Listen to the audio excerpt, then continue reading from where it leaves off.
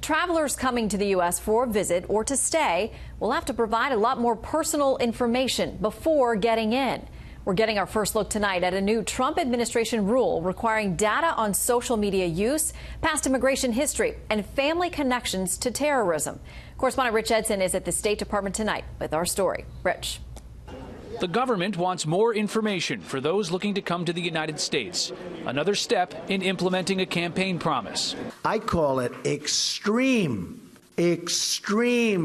vetting. The Trump administration published a proposal today that would require those applying for a visa to divulge their social media identifiers, like Facebook names and Twitter handles, that they've used for the past 5 years. A State Department official says there will be no request for the passwords to those accounts. The proposal also would require 5 years of phone numbers, email addresses, international travel, whether they've been deported or removed from any country, and if family members have been involved in terrorist activities. One security expert points out these new standards could create much more bureaucratic paperwork and possibly lead to delays in issuing visas. There's information available on social media profiles that can be helpful in determining whether or not somebody should be coming to the United States. On the other hand, knowing that the U.S. government's going to look at their social media profiles, maybe fewer people who have ill intentions will use that. The ACLU says the proposal will infringe on the rights of immigrants and U.S. citizens by chilling freedom of speech and association. State Department officials say they expect this will affect nearly 15 million travelers, and only those applying for a visa to enter the United States. Millions of visitors from dozens of countries can and do come to the U.S. without a visa.